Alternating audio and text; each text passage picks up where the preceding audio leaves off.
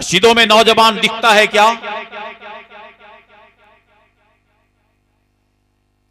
इबादत की जगह पर क्या नौजवान दिखता?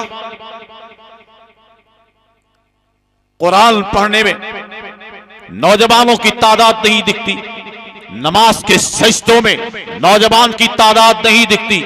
मदीने वाले सरकार सल्लल्लाहु तआला अलैहि वसल्लम पे दुरूद और सलाम भेजने में नौजवानों की जमात नहीं दिखती है।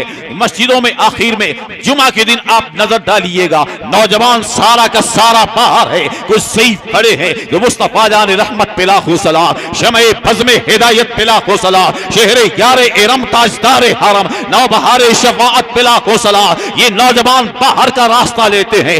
आखिर बताइए ये कब आएंगे? और जब इन्हें जरूरत होती है ये तो चौराहों पे दिखते हैं, ये मार्केट में दिखते हैं, ये फेसबुक पे दिखते हैं, ये ट्विटर पे दिखते हैं। आखिर बताओ कामयाबियां तुम्हें ट्विटर से मिलने वाली नहीं है। अगर तुम्हें कामयाबी मिलेगी मस्जिदों से मिलेगी, कामयाबी मिलेगी कुरान से वाबस्ता होगे, अल्लाह तुम्हें कामयाबी अता फरमाएगा। अगर कामयाबी तुम्हें मिलेगी मुस्तफा जान रहमत के तरीके से मिलेगी, कामयाबी मिलेगी हजरत सिद्दीक अकबर की सदाकत से मिलेगी, कामयाबी मिलेगी हजरत फारूक आजम की अदालत से मिलेगी, कामयाबी मिलेगी हजरत उस्मान खली की सखावत से मिलेगी, कामयाबी मिलेगी हजरत हैदर कर्रार की शुजाअत से मिलेगी। तुझे कामयाबी मिलेगी हसनैन करीमैन की दावत से मिलेगी, बुजुर्गों के तरीके से मिलेगी। ए मेरे मुस्तफा के दीवानों, नारे तकबीर, नारे रिसालत, मसलके आला हजरत हजरत अल्लामा मुफ्ती शम्सुल कमर साहब किबला,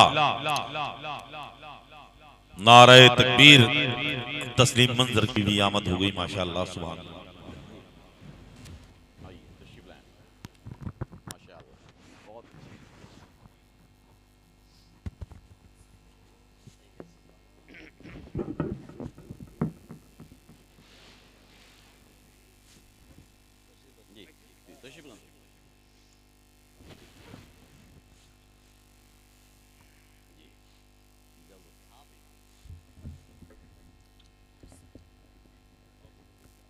मेरे मुस्तफा के दीवानों, फैसले करो कि तुम्हारी तादाद दिखती कहां पर है।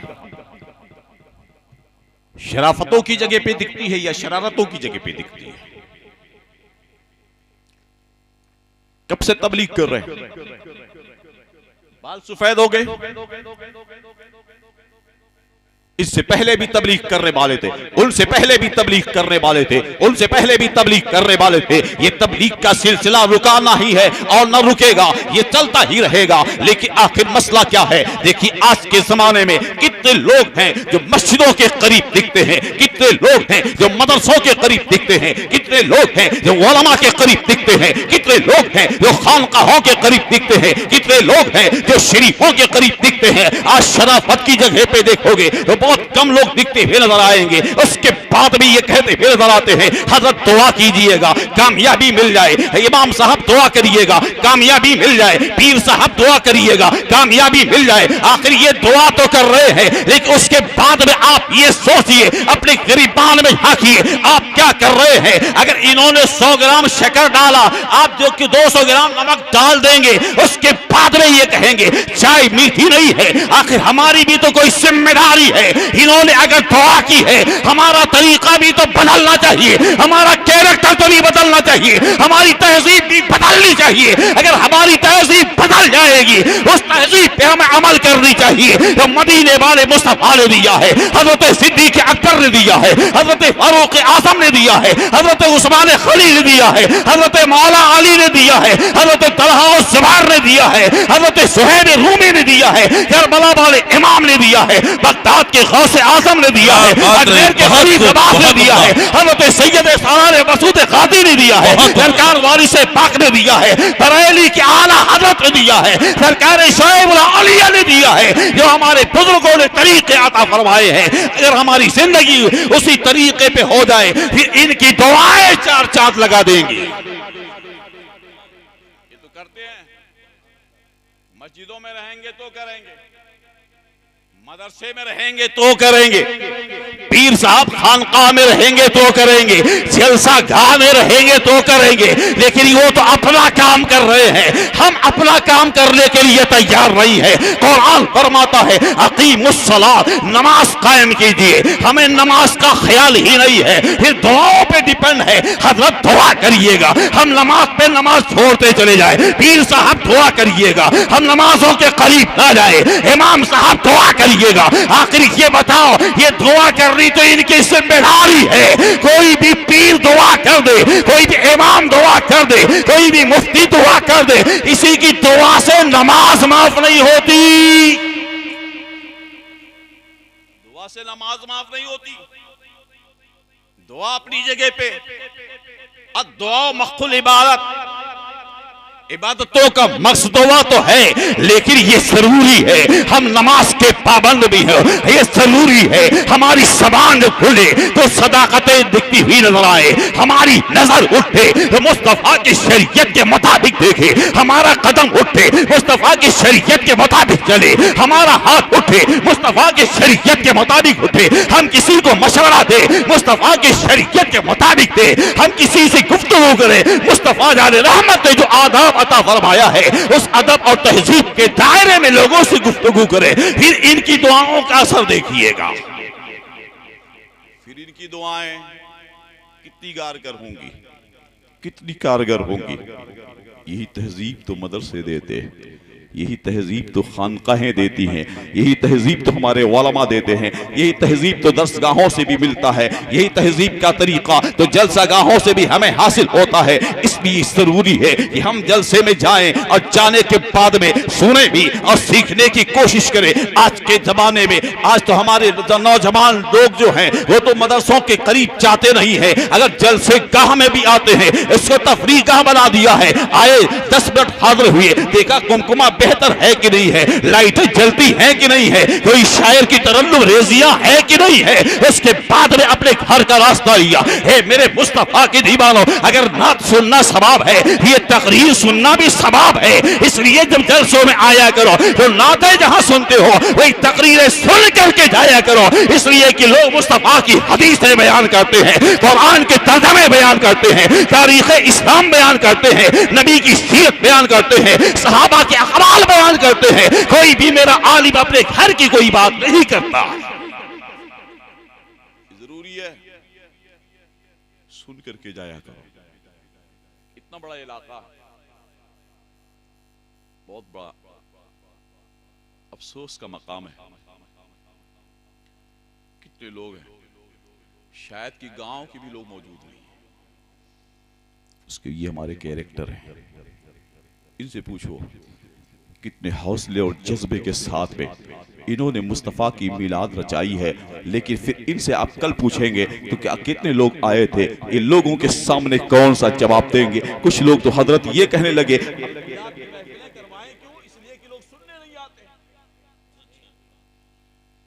ऐसे लोग कहते हैं आखिर ये बताओ, सोचो बताओ, यहाँ अगर तुम्हें कुछ तो करना नहीं है, सिर्फ आकर के बैठना है, समाअत करना है, इतनी तो हमारी फिक्र बेदार होनी चाहिए कि हम मुस्तफ़ा की सीरत सुनने के लिए जा रहे हैं, अल्लाह के कुरान की बातें सुनने के लिए जा रहे हैं। इसलिए यहाँ आने के बाद में सवाब भी हासिल होगा और उलमाए किराम की जियारत भी करके जाओगे। लेकिन मेरे मुस्तफ़ा के दीवानों, आखिर इस तरीके से अपना हौलिया हमने बयान लिया है, हमें अपने को बदलने की जरूरत है। अगर तुम इतने दुनिया से करीब हो गए हो और दीन से दूर हो गए हो, आखिर बताओ तुम्हारी आने वाली नस्लें फिर कितने करीब दीन से रहेंगे। तो ये सोचते हो हमारा बेटा बहुत तरक्की कर जाए दीनियात में, लेकिन अगर तुम्हारे कदम नहीं उठते हैं फिर तुम्हारा बेटा कैसे आगे जाएगा। अगर अपने बेटे को आगे करना है तो सबसे पहले उसे तहजीब देने से पहले हमें खुद भी सीखना चाहिए, हमें खुद भी सोचना चाहिए, हमें खुद भी अमल करना चाहिए। अगर बाप मुसल्ला बिछा करके रब की इबादत करेगा तो बेटा भी शर्म की वजह से किसी न किसी दिन जरूर मुसल्ले को बिछाएगा। अगर घर में माँ बिछाती है मुसल्ला तो बेटी भी जरूर बिछाएगी। लेकिन अगर माँ अगर सीरियल देखती भी नजर आती है, बाप के हाथ में मोबाइल है और सीरियल जोश और कॉमेडी में उसकी जिंदगी गुजरती है, अगर कोई सोचता है कि मेरा बेटा बहुत बड़ा फकीह हो जाए, मेरा बेटा बहुत बड़ा मुत्तकी पारसा हो जाए, सबसे पहले उसे सोचना चाहिए हमारा कैरेक्टर कैसा है, हमारी तहजीब कैसी है, हमारा तमद्दुन कैसा है, हमारा कल्चर कैसा कैसा है, हमारी सोच कैसी है, हमारे चलने का अंदाज कैसा है, इस तरीके से होगा। इसलिए कि दुनिया से जब तुम जाते हो अपने बच्चों को विरासतों में वही शरारतें देकर के जाते हो, उसके बाद में दुनिया ये कहती हुई नजर आती है फला का बेटा तो अपने बाप की कब्र पे भी नहीं जाता है, अपनी माँ की कब्र पे भी नहीं जाता है। ये जानना जाने की वजह ये है कि उसका बाप जब तक दुनिया में जिंदा था कभी दीन के करीब नहीं गया था, अब मरने के बाद में उसकी औलादें भी उसकी कब्र के करीब नहीं जाती है। इसलिए चाहते हो आने वाली नस्लें अगर दीन के करीब हो जाए, ये हमारी मिली जिम्मेदारी है, सबसे पहले हम दीन के करीब हो जाए। जब आप उलमा के करीब होंगी, आपकी आने वाली नस्लें करीब हो जाएंगी, आप खानकाहों के करीब होंगे, आपकी आने वाली नस्लें खानकाहों के करीब होंगी, आप मदरसों के करीब होंगे, आने वाली नस्लें मदरसों के करीब होंगी। आखिर ऐसे वक्त में मुसलमानों का किरदार ऐसा हो गया है कि कुरान तो घरों में सजा करके रख दिया है, उसके हाथ में मोबाइल है, फेसबुक और कॉमेडी पे उसकी जिंदगी गुजर जाती है। रमजान के महीने में भी कुरान खोलने की तौफीक नहीं होती है, उसके बाद में शिकवा और शिकायत करता हुआ नजर आता है। इस जमाने में सबसे ज्यादा मुसलमान ही परेशान है। मेरे मुस्तफा के दीवारों, हम अपनी जिंदगी को पलट करके देख लिया करें, उसके बाद में शिकवा किया करें। ये कुरान तेरे घर में है, कभी तुझे खोलने की तौफीक नहीं होती है, तेरी जिंदगी गुजरती है फेसबुक में, तेरी जिंदगी गुजरती है इंस्टाग्राम में और व्हाट्सएप पे तेरी जिंदगी गुजर जाती है। तुझे तौफीक नहीं होती है कि दिन में कम से कम 2 मरतबा मुस्तफा पे दुरूद व सलाम पढ़ लिया करे।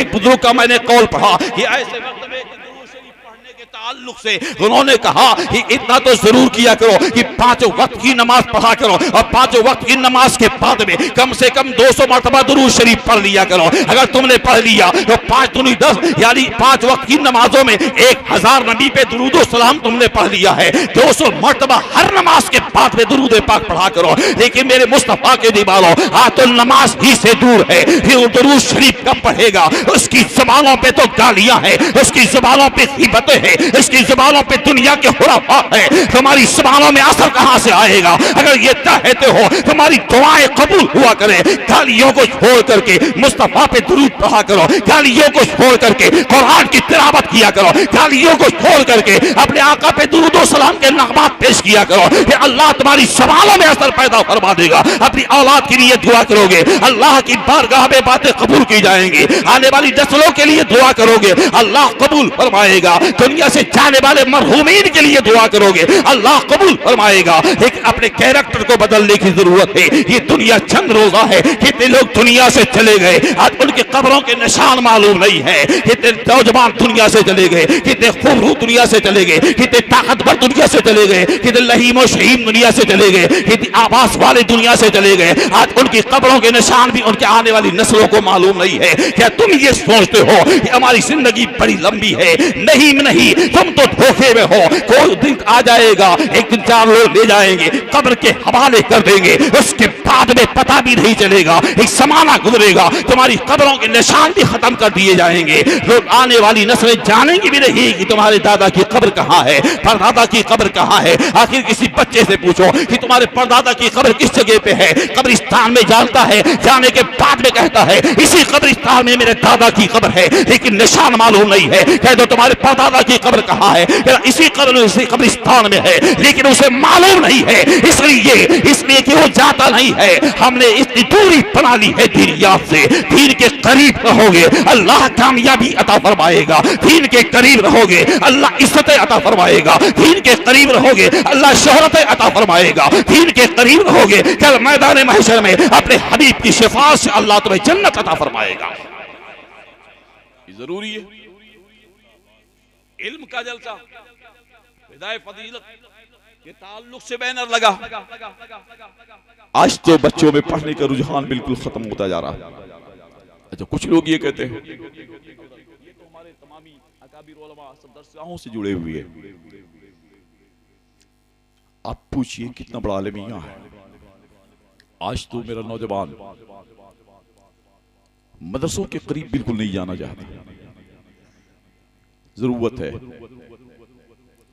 मेरा बेटा IAS भी हो, PCS भी हो, प्रोफेसर भी हो, लेक्चरर भी हो, डॉक्टर भी हो, वकील भी हो, लेकिन उससे पहले ये जरूरी है उसके लिए कि वो साहिब कुरान यानी कुरान का पढ़ने वाला भी हो। साहिब कुरान तो मेरे नबी हैं। यहाँ साहिब कुरान से मतलब ये नहीं है, यहाँ ये है कि कुरान का इल्म उसके पास में आ जाए, इल्म से शगफ रखने वाला हो, उसके पास में इतनी तमीज हो कि वो मुसल्ले पे खड़ा हो सके तो कुरान पढ़ करके रुकू और सजदा कर सके। आज के जमाने में आज कितने लोग ऐसे हैं, वो तो 50 साल पहले की बात थी।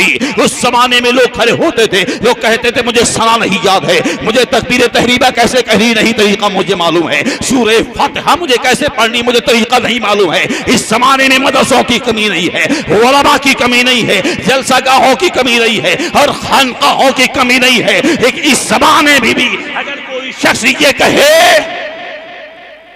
अगर कोई शख्स ये कहे कि मुझे नमाज पढ़ने का सलीका नहीं आता, तो मदरसों की कमी थोड़ी है, खानकाहों की कमी थोड़ी है।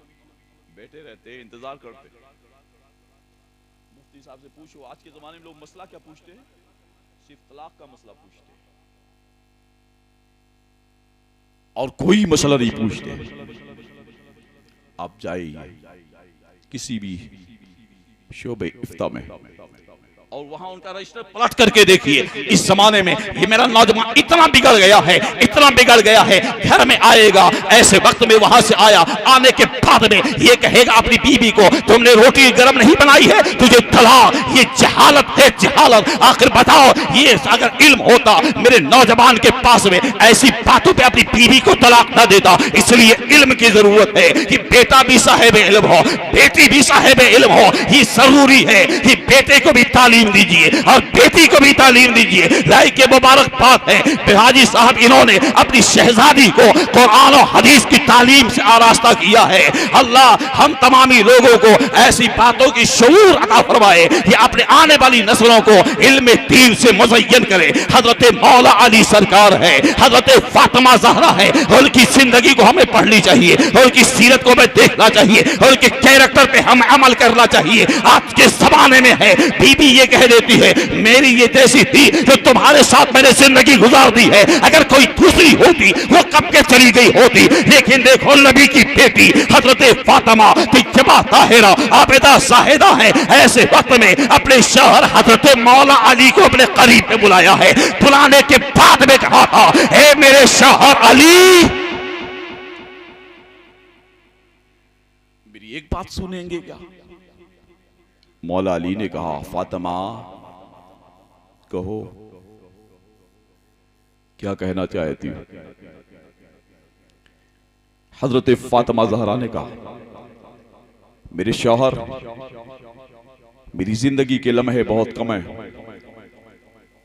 मैं पर्दा करने वाली हूं, मेरे अली मुझे माफ कर देना, अगर मुझसे कोई बेअदबी हो गई हो तो मुझे माफ कर देना। हजरत मौला अली कहते हैं ए मेरे नबी की बेटी फातिमा, तूने कौन सी बेअदबी मेरे साथ में की है? हजरत फातिमा ज़हरा कहती है अगर कभी आपने मुझसे कहा हो कि मुझे मेरे लिए खाना तैयार कर दो, अगर मुझसे देर हो गई हो, है मेरे अली मुझे माफ कर देना, ताकि खुदा मुस्तफा के सामने नबी की बेटी ये फातिमा है ये कह रही है कि कल खुदा और मुस्तफा के सामने फातिमा को शर्मिंदगी ना हो।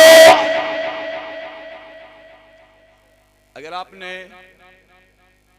कभी किसी जरूरत के लिए कहा फातिमा पानी ले आओ, अगर कहीं मुझसे लाने में देरी हो गई हो तो मेरे शौहर मेरी इस बेअदबी को माफ कर दीजिएगा। हजरत मौला अली आंख में आंसू के कतरात हैं, ऐसे वक्त में कहते हैं ए मेरे नबी की बेटी फातिमा, मुस्तफा जाने रहमत की शहजादी फातिमा, ऐसे वक्त में देखो अगर मुझसे भी अगर कोई मामला हो गया होगा तो माफ करना, कल मदीने वाले सरकार के सामने जिक्र ना करना, इसलिए कि मैदान महशर में खुदा के सामने मुस्तफा जाने रहमत के सामने जिक्र ना करना, इसलिए ये ना कहना ये तो अली का घर है कि जहां पे फातिमा फातिमा ने फाके में अपनी जिंदगी गुजारी है। ये अली का घर है जहां पे हजरत फातिमा ने पेबंद पे पेबंद लगा करके अपने कपड़े को सेब तल किया है, खुदा की इबादत की है, अगर सजदा किया है रात तो खत्म हो जा रही है। हजरत फातिमा ज़हरा सजदे में है। हजरत मौला अली सरकार कहते हैं, हे नबी की बेटी फातिमा ज़हरा, कल मुस्तफा जाने रहमत के सामने ये शिकायत न करना, ये शिकायत न करना कि अली के घर में मैंने फाके में गुजारा है, अली के घर में मैंने पेबंद पे पेबंद लगाए। वो मौला अली रज़ी अल्लाह तआला अन्हु की भी आंखें अश्कबार है, हजरत फातिमा ज़हरा की भी आंखें अश्कबार है। आज का ज़माना ये है कि मर्द भी लड़ने के लिए तैयार है, बीवी भी लड़ने के लिए तैयार है, न उसे सब्र आता है न उसे सब्र है। आखिर बताओ हमें जरूरत इस बात की है, हजरत हमारी बेटियां हजरत फातिमा ज़हरा की सीरत पर है, हमारे नौजवान बच्चे इमाम हसन मुस्तफा की सीरत पर है, इमाम हुसैन की सीरत पर है, हजरत मौला अली की सीरत पर है, हजरत खातून जन्नत के शहजादों की सीरत पर है, हजरत सिद्दीक़ अकबर की सीरत पर है, हजरत फारूक आज़म की सीरत पर है। अपने असलाफ की सीरत पढ़ेंगे, उन्हें जिंदगी गुजारने का तरीका आ जाएगा। हे मेरे मुस्तफा की दीवारों, ये हमारे लिए आपके लिए जरूरी है हम सुन्नत और शरीयत की बातों को सुने भी, सीखें भी और अमल करने की कोशिश करें। आज के फैशन लेबल जमाने में दुनिया कहां से कहां चली गई। मैं आखिरी बात जिक्र कर रहा हूं, इसके बाद में हजरत की तकरीर होनी। आज अल्लाह ने दौलतें दे दी, जिसको किसी दौलत वाले पे कोई कमेंट नहीं है। बेटियां, बहुएं, घरों की खवातीन बगैर दुपट्टे के देखिए तो जहां से जहां चली जाए। नबी की बेटी फातिमा ज़हरा इरशाद फरमाती, मेरे जनाजे को रात में उठाया जाए, उसके बाद भी उस पे ऊपर से कपड़ा और चादर लगाई जाए, ताकि किसी की निगाह फातिमा के जिस्म तो जिस्म कफन पे भी ना पड़े। ये तकवा है नबी की बेटी फातिमा ज़हरा का। आज हमारी बेटियों का हाल क्या है कि सरों पे दुपट्टे नहीं है, जा रही है तो जा रही है, गुजर रही है तो गुजर रही है, कहीं मज़ारों पे, कहीं बाजारों में, कहीं मार्केट में, कहीं देखिए हाल में गुजरती हुई नजर आती है। आज तो हमारी शादियों का मामला इतना गड़बड़ हो गया है कि हमारी बेटी अगर 20,000 रुपए का लाचा पहन करके आएगी, उसके बाद भी उसके सरों पे दुपट्टे नहीं होंगे। हे मेरे मुस्तफा के दीवारों, उसके बाद में इज्जतों की भीख मांगने वाले, तुम्हें सोचना चाहिए हमारी बेटी मुस्तफा जान रहमत की शहजादी हजरत खातून जन्नत की सीरत पे अमल करती है या नहीं। कब्र में जाने के लिए शरीयत ये कहती है कि 5 कपड़े औरतों को दीजिए, उसमें से एक कपड़ा दुपट्टा भी है। जब कब्र में जाने के लिए, जब कब्र में जाने के लिए दुपट्टे की जरूरत है, तो फिर दुनिया की मार्केट में जाने के लिए क्या दुपट्टे की जरूरत नहीं है? वहां कौन देखेगा? कब्र में कौन देख रहा? वहां जब जा रही है तो शरीयत ये कहती है दुपट्टे के साथ में रुखसत करो। और यहां पे अगर हमारी बहन और बेटियां गुजरती हो बगैर दुपट्टे की गुजरती हो, तो आखिर बताओ फिर मुस्तफा जान रहमत की बेटी हजरत खातून जन्नत की सीरत में इसकी जिंदगी नहीं है। इसलिए सोचना चाहिए, अगर इज्जतें चाहती है हमारी बेटियां तो उन्हें लिबास के साथ साथ हिजाब भी जरूरी है और पर्दे का एहतमाम भी जरूरी है। ये नबी की बेटी खातून जन्नत ने नबी ये कायनात की उम्मत की शहजादियों को ये पैगाम अता फरमाया। मौला हम तमामी लोगों को दीन सुन्नत और शरीयत की बातों पे अमल की तौफीक अता फरमाए। हमारे और आपके घरों की खातून को भी मौला हज़रत खातून जन्नत की सीरत पे अमल की तौफीक अता फरमाए। कुछ मुझसे बोलने में, सुनने में, अहबाब से उठने में, बैठने में अगर कोई खामी, कोई गलती, कोई बेअदबी सरज़द हो गई हो, कुरान और सुन्नत के ख़िलाफ़ कोई बातें हों, तो मैं तमामी चीज़ों से रब की बारगाह में तौबा करता हूँ। अस्तग़फिरुल्लाह रब्बी मिन कुल्लि ज़ंबि व अतूबु इलैह। ला इलाहा इल्लल्लाहु मुहम्मद रसूलुल्लाह।